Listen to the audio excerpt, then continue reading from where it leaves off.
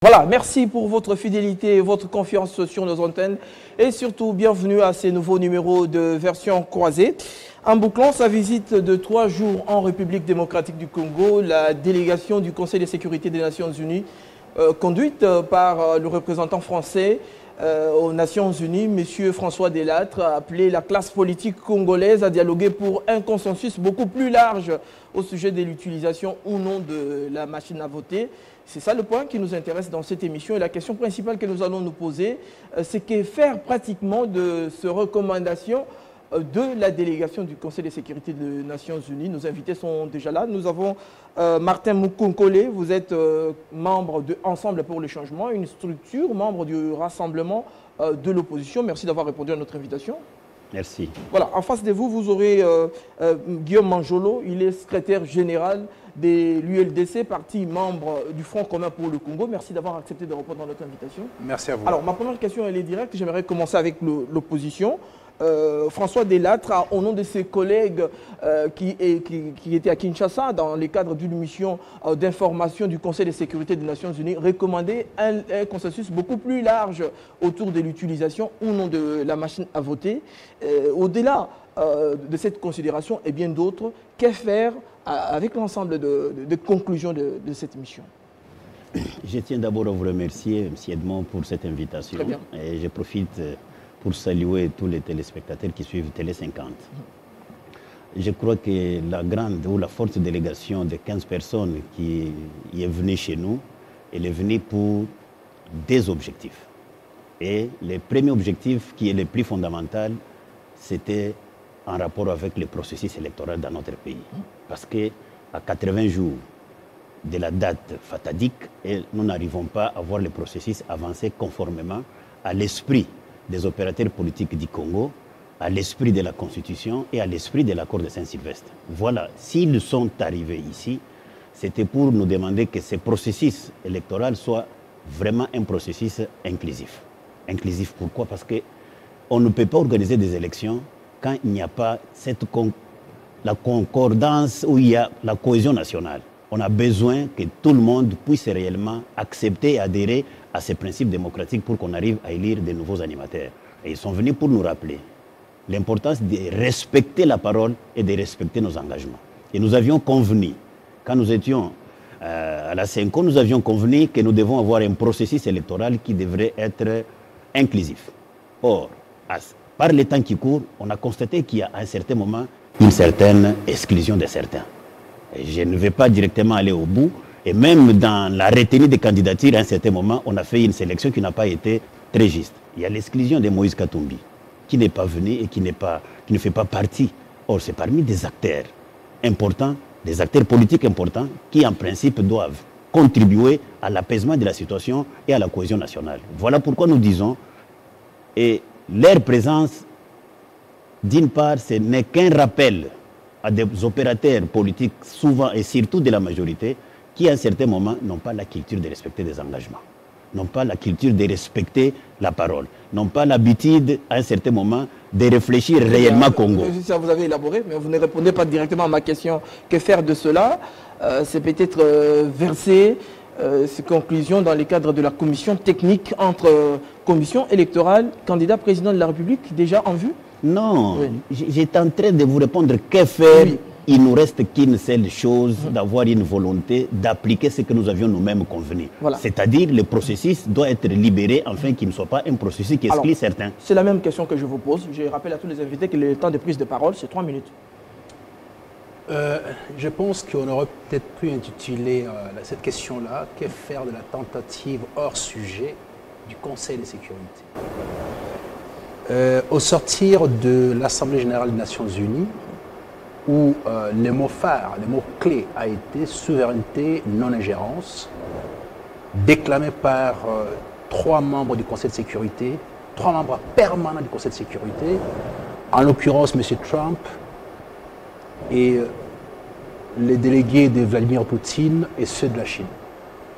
Pour rappeler sans cesse que si on a mis en place les Nations Unies, on a des devoirs, on a des obligations et en même temps, on a des droits qu'il faut devoir respecter sans cesse. En l'espèce, ici, il s'agit des droits fondamentaux en ce qui concerne le peuple congolais, c'est-à-dire la non-ingérence et la souveraineté. La RDC ne peut pas devenir un terrain d'expérimentation de la situation post-coloniale, parce qu'il y a une série de personnages politiques qui,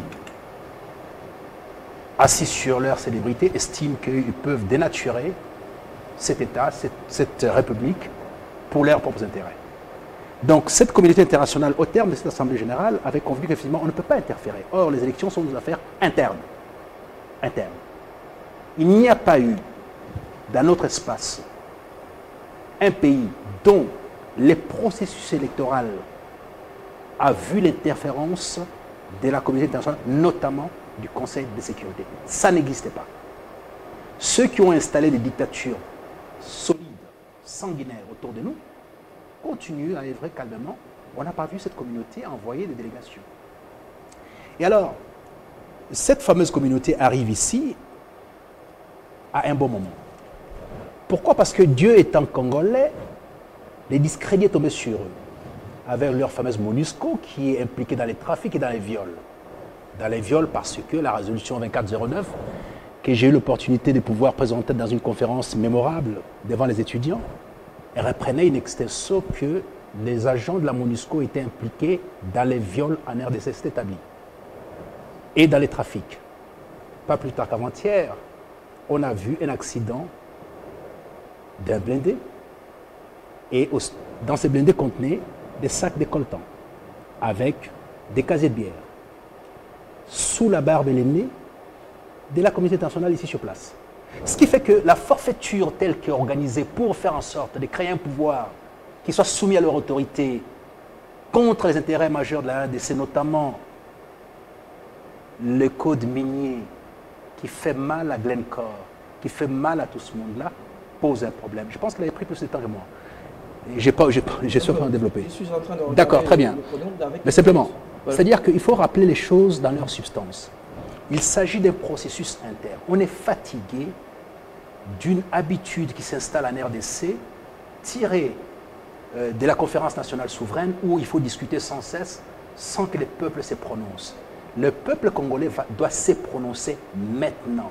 On a eu des conciliabules de toute nature, c'est terminé, maintenant on va aux élections. La preuve, c'est que le FCC aujourd'hui, vous remarquez, je prends l'exemple simplement de deux positionnements politiques en termes du processus électoral. En ce qui concerne la présidence de la République, nous avons un seul candidat pour notre plateforme. Ils en ont 19. Voilà. En ce qui concerne la députation nationale, nous avons 13 000, ils en ont 2 000. Très bien, on a suivi donc... Attendez, je clôture là-dessus. C'est nécessaire de pouvoir présenter le tableau et le panorama politique tel qu'il se présente, de sorte à ce que ceux qui nous suivent sachent de quoi il s'agit. Oui, donc, ce qui fait que finalement, par les temps, mais finalement, cette communauté internationale n'a plus à intervenir dans nos affaires internes. Ils nous avaient envoyé Kodjo à l'époque, c'est terminé. On est passé à la 5, c'est terminé. Maintenant, on doit aller aux élections. On n'a rien à faire avec ces recommandations, on n'a fait absolument rien. Avez-vous suivi Eve Bazaïba, qui était complètement déçue de voir qu'effectivement, la communauté internationale s'est lavé les mains, a fait le pouvoir et la majorité dos à dos. A fait les ponces pilates. Non, pas les pouvoirs et la majorité.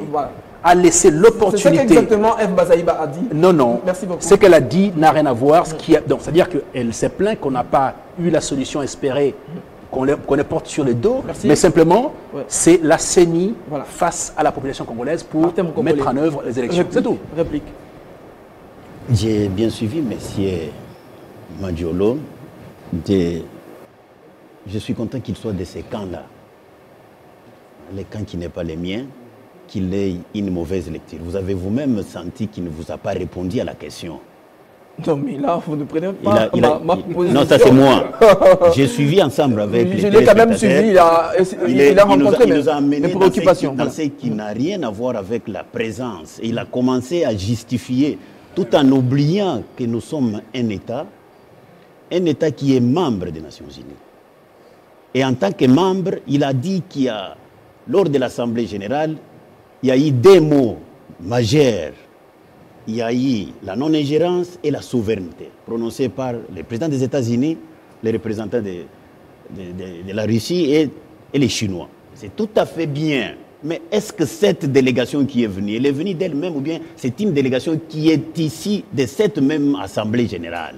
Et elle est venue pourquoi? C'est parce que dans nos différents engagements, dans nos différents apports, lors de notre processus électoral, il y a des engagements pris avec cette communauté internationale pour nous accompagner. Et tout est fait, c'est bien dit. Et aujourd'hui, quand vous allez à la CENI, vous trouverez qu'il y a plus de 60 personnes qui viennent de cette communauté internationale qui sont en train de nous appuyer sur le plan technique. C'est parce que nous l'avions voulu. Ils ne se sont pas imposés chez nous. Et aujourd'hui, nous demander que nous puissions, s'ils viennent, c'est pour rien que nous rappeler. C'est pour justifier notre médiocrité au niveau de non-respect de nos engagements que nous prenons. Parce que nous sommes des médiocres, nous sommes incapables de pouvoir nous assumer. Nous prenons des engagements. Vous crachez sur vous-même. Je l'ai dit parce que je l'ai dit. C'est pas anti-patriotique ça? Je l'ai dit. Les médiocres ici, c'est par rapport à ceux qui ont la responsabilité de gérer, d'exécuter certains engagements que nous prenons. C'est dans ce sens et je m'assume. Vous avez la responsabilité d'accompagner le processus électoral. Nous convenons ensemble avec vous que la communauté internationale doit nous accompagner dans ce processus. Et à une minute, vous faites volte-face, vous dites non, nous-mêmes, nous sommes en mesure de nous prendre en charge en tout et pour tout. En réalité, vous n'en avez pas les moyens. Et quand il vous reste 80 jours, vous êtes incapable de le faire. Et il revient sur le problème de la machine, si nous devons rester au niveau des principes. Au niveau des principes, quand nous jetons un coup d'œil dans les calendriers, nous présentés par le président de la CENI, nulle part. Et j'ai beaucoup apprécié la motivation quand vous prenez les préambules de ces calendriers-là. La CENI a pris soin d'évoquer les différents textes de la République, en commençant par la Constitution. Après la Constitution, les textes, les ordonnances portant création de cette même CENI. Et jusqu'à acheter au niveau de l'accord de Saint-Sylvestre. Pour dire c'est à base de ça que nous mettons en place ces calendriers. Mais nulle part on parle de la machine à voter. Vous avez presque fini votre temps, puisque Guillaume Manjolo parlait tout à l'heure de Eve Bazaïba, qui est quand même responsable d'un grand parti politique de l'opposition. Et elle est quelque peu, elle est déçue, je peux dire, que la délégation du Conseil de sécurité des Nations Unies ait laissé la situation comme ça. C'est que vous aviez des attentes particulières, par exemple, voir la délégation imposer à la CENI de ne pas utiliser la machine à voter, ou qu'est-ce que vous attendiez en termes pratiques par rapport à cette mission d'information de la délégation du Conseil de sécurité? Vous réagissez dans une minute. Non, mais je crois que être déçu, nous n'attendions pas que cette communauté internationale vienne nous imposer ce que nous devons faire. Mais alors... elle est venue, elle nous a seulement rappelé qu'en tant qu'État souverain, en tant qu'État, vous avez l'obligation à un certain moment de respecter des textes et des engagements que vous prenez. Et c'est une honte pour nous que cette communauté internationale vienne nous rappeler de ce qu'on devrait faire, qu'on n'arrive pas à le faire. Voilà là où nous avions estimé que c'était nécessaire qu'on rappelle. Parce qu'il est vrai aujourd'hui, nous ne sommes pas dans une situation où nous vivons sans qu'il y ait interférence. Merci beaucoup. Guillaume Manjolo. Oui, il y a deux adages qui me semblent utiles. Je rappelle Courteline d'une part, c'est un écrivain français qui dit « Passer pour un idiot aux yeux d'une obscurité est un délice pour un fin gourmand ». Et de la même façon, on dit aussi qu'un jour, il y avait une compétition entre un rossignol et un corbeau qui savait mieux chanter. Ils ont fait, et on a demandé aux cochons de pouvoir décider. Les cochons ont dit que les corbeaux chantaient mieux que les rossignols. Et tout le monde, toute la forêt a entendu pleurer les rossignols. Qu'est-ce qui se passe? Il dit non, mais écoutez, je me suis fait juger par un cochon. C'est inacceptable. Et partant l'histoire de la médiocrité, je vous laisse, parce que vous êtes habitués aux fatwas, aux oukases et à l'insulte facile. Ce n'est pas nécessaire. Nous sommes en train de discuter des choses sérieuses. Je vous ai entendu, à un moment donné de la vie, parler de la diplomatie de l'indépendance. J'aurais souhaité que vous en parliez, que vous ne soumettez pas à la servitude volontaire, selon Étienne de la Boétie. Vous estimez que vous êtes un être inférieur qui doit se soumettre à la volonté des autres, parce que nous sommes membres d'une communauté internationale. Vous n'irez jamais en France apporter votre contribution dans leurs affaires internes au motif que vous faites partie de la communauté internationale. Jamais. Alors, cette arrogance de se soumettre à l'autorité internationale est de partie du principe que nous sommes des sous-humains parce que mes collègues ou mes adversaires politiques ou les cas échéants, mes frères qui sont dans la majorité n'ont pas géré un point ou un autre et par conséquent nous devons les amener tous dans les couloirs de la bêtise et de la soumission et de l'insulte. Ça ne me paraît pas élever les débats à ce niveau ici. Et puis cette disposition particulière à dire, voilà, il n'a pas répondu à la question, j'enseigne, je professe, je ne pense pas que c'est la bonne façon. Je vous ai suivi quelque temps, vous parliez très bien avec des idées précises. Mais si vous sombrez aujourd'hui par souci de la radicalité pour vous faire prévaloir des choses qui sont insanes à la santé nationale, ce n'est pas nécessaire. Voilà. Ici, il y a un point précis sur lequel il faut revenir. Ces bonnes gens célébrissimes auxquels M. Mukonkole, avec tout le respect que je lui dois, fait allusion, se sont rencontrés à la Cité de l'Union africaine, ils ont tout bloqué. Ils se sont rencontrés à la Cinco. Au sortir de la Cinco, je disais encore ça hier ici sur ce plateau, tout le monde s'est embrassé sur la bouche parce qu'ils espéraient avoir les pouvoirs, simplement, sans l'autorisation de la population. Ce qui intéresse ces gens, ce n'est pas tant de pouvoir aider les peuples, c'est d'avoir les pouvoirs et de les raser gratis sans passer par les élections. C'était ça. Vous avez vu les larges sourires au sortir de la Cinco, parce que les gens espéraient avoir des grands ministères, la primature, tout le reste. Comme ils n'ont pas eu ça, mais personne d'entre eux, alors qu'ils avaient demandé à la CENI de pouvoir concocter une potion magique pour faire 3 élections en une journée, 3 élections, on vous amène quoi aujourd'hui? 19 000 candidats pour 714 sièges au niveau de la députation provinciale. 15 000 candidats pour 500 sièges à la députation nationale. 21 candidatures pour un siège à la présidence de la République. Vous espérez quoi exactement? Sinon, les litiges à ne pas en finir. C'est ça le problème. Le peuple congolais est fatigué des discussions des politiques. Allons devant lui. Ces bons gens avaient déclaré que le phare d'Alexandrie s'arrêtait obligatoirement en décembre 2016 et qu'ils étaient prêts à faire l'élection là, tout de suite. Et aujourd'hui, ils sont en train de pouvoir chipoter autour des mécanismes éventuels, si c'est là, tout ça.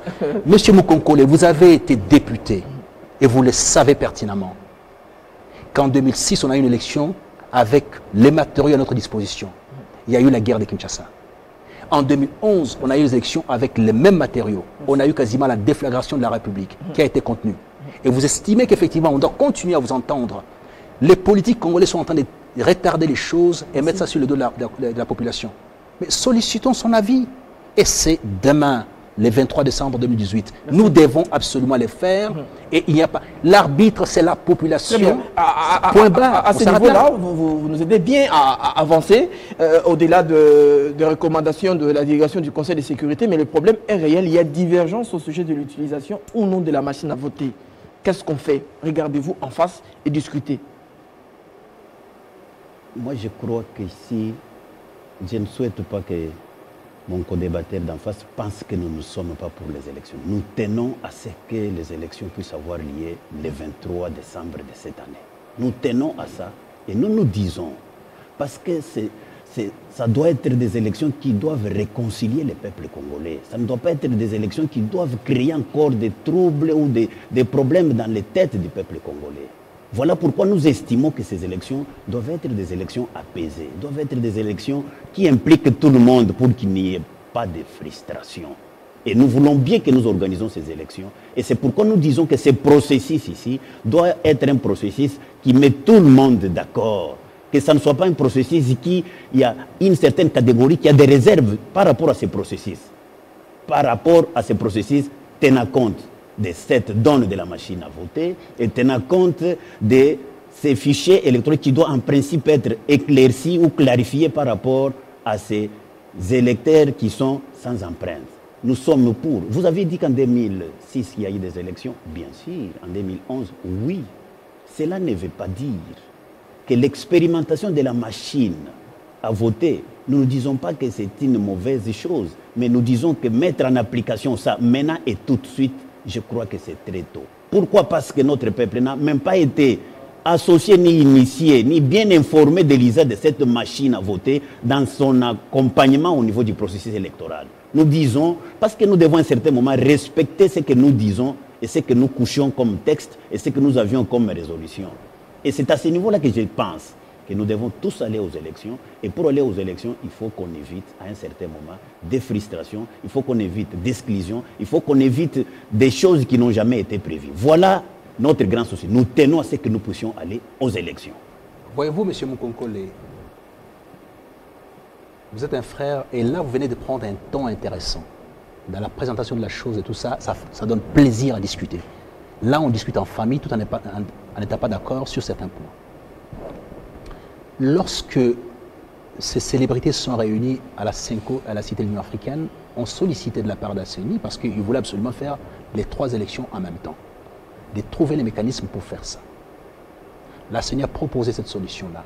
Mais malheureusement, vos représentants avaient un objectif. La cible, c'était les pouvoirs et rien d'autre. Souvenez-vous, vous avez eu énormément de dissensions dans votre famille politique sur les premiers ministres qui ne pouvaient pas être, c'est-à-dire que l'inspecteur ne pouvait pas être le père du premier ministre qui devait contrôler tout ça, entre Étienne Tshisekedi et son fils.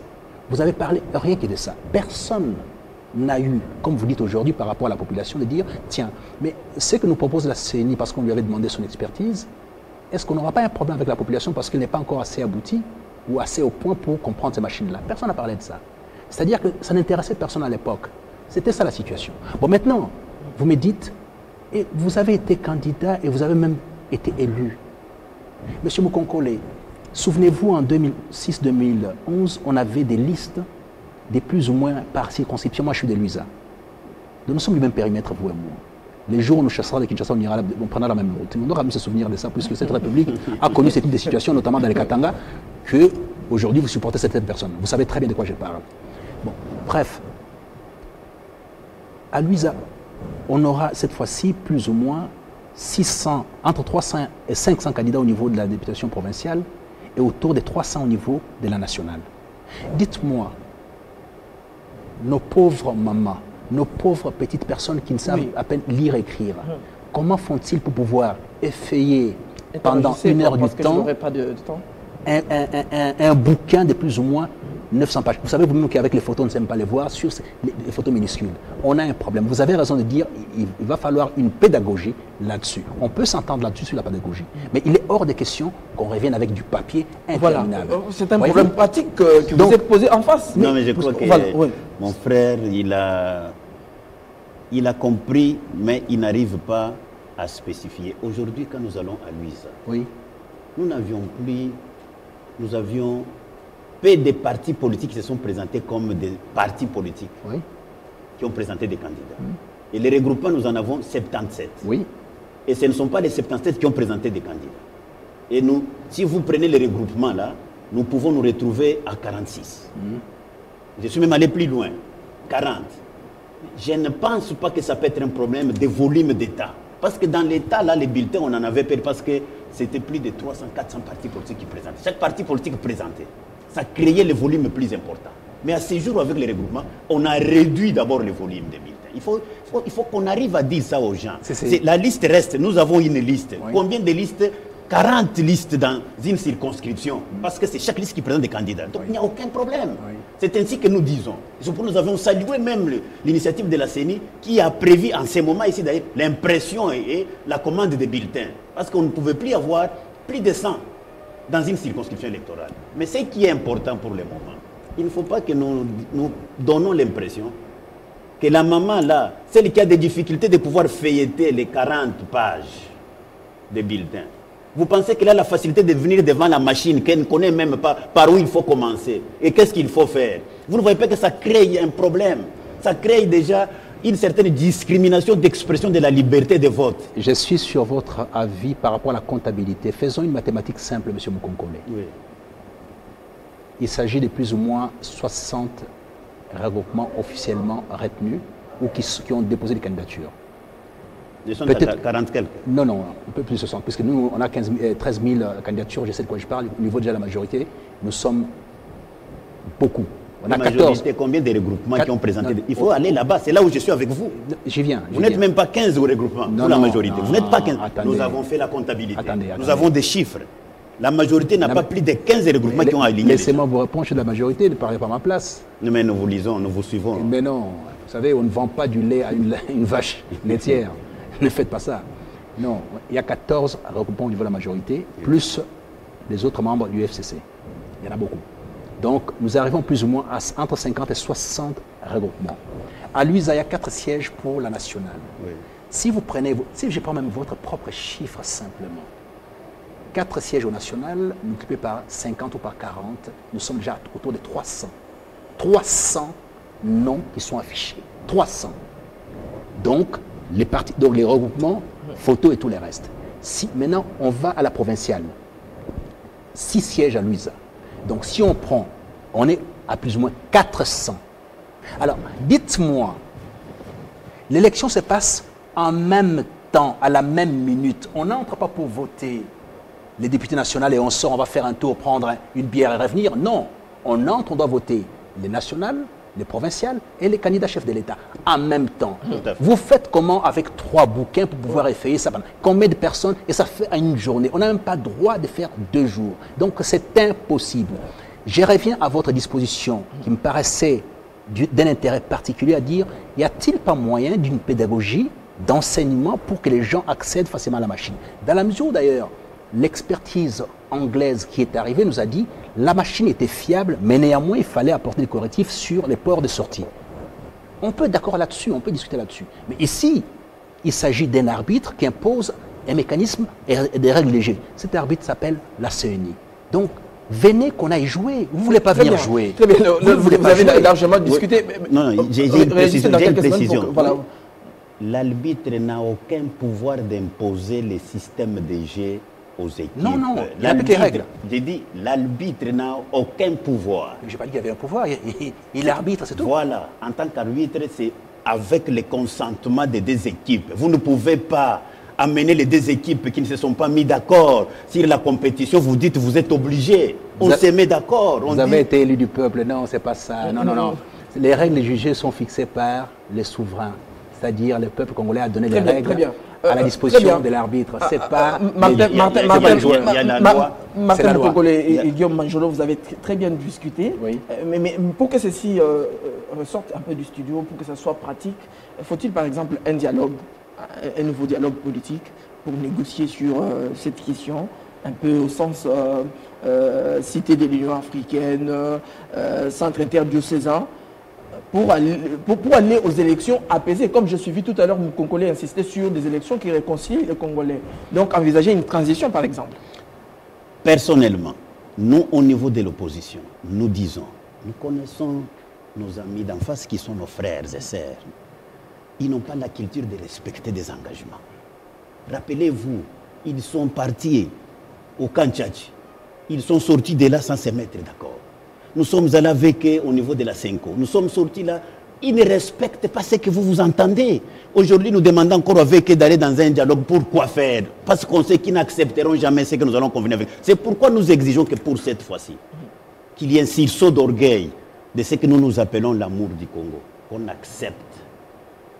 Tel que nous avons, tel que la CENI nous a présenté, que nous écartons ce qui n'a rien à voir, ce qui est comme machine à voter, qu'on mette ça de côté, qu'on accepte qu'on aille aux élections, qu'on accepte les systèmes de bulletins, parce que c'est même prévu dans les calendriers. C'est une condition, vous parlez encore du nettoyage des fichiers. Non, on va y arriver, on va y arriver. Je lisais même les 9 propositions déposées à la délégation du Conseil de sécurité, notamment le rapatriement du corps d'Étienne Tshisekedi, etc., pour que l'opposition participe. Non, mais non, là c'est là c'est parmi des choses qui doivent être de la morale politique de nous observateurs. Moi, je crois que ce qui est plus important, nous aimerions que nous restons dans les processus inclusifs, qu'on accepte que les élections, c'est un problème qui nous concerne tous. On n'a pas besoin d'un autre dialogue, mais on a besoin d'exprimer l'amour de ces pays et de manifester la volonté politique d'aller aux élections, de nous accepter mutuellement comme nous sommes avec mon frère ici.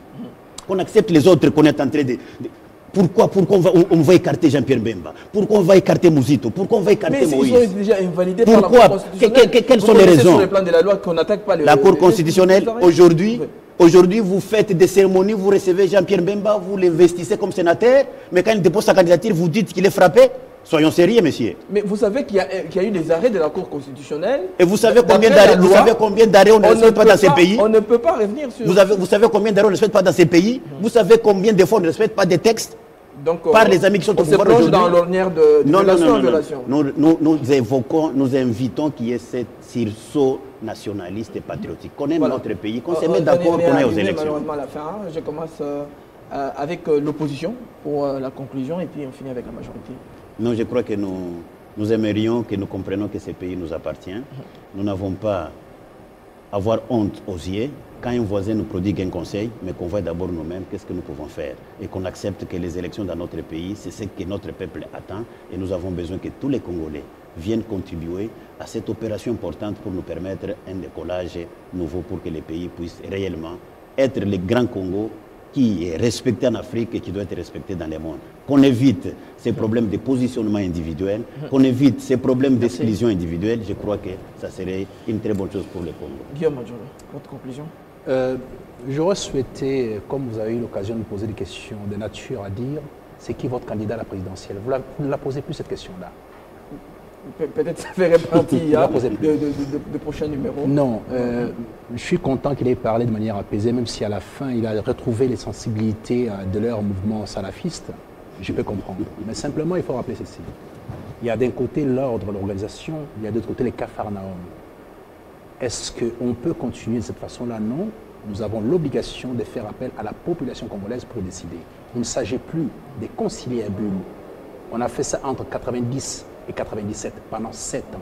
Ils sont habitués à ça. Ces groupes-là, en son sein résident les gens qui se sont spécialisés dans les négociations et dans les longs termes pour s'accaparer du pouvoir à travers les négociations. Quand vous lui posez la question sur on fait comment, il vous dit on négocie pas tout en disant qu'on négocie. C'est quand même assez paradoxal pour quelqu'un qui ne veut pas négocier. Donc par conséquent, M. Mukonkole, je pense que vous êtes candidat. Allons demander à la population de chez nous, dans les grands Kasaï, pour accéder aux responsabilités et gérer ce pays selon son entendement. Sinon, merci beaucoup à vous deux d'avoir accepté de répondre à notre invitation, surtout de venir débattre ici. C'est la fin de cette émission. Merci à vous également de nous avoir suivis. Très bonne suite de programme sur nos antennes.